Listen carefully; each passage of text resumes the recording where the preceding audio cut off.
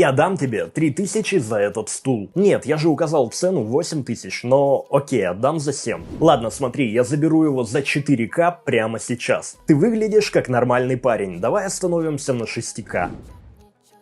Так, и что он скажет? Молчи, молчи, молчи, молчи.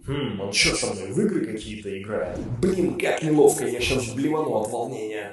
Похоже, закончить это можно только одним способом. Ладно, ничего не говори, давай сделаем это. Я отдам тебе свой стул за 5000. По рукам. Меня только что развели.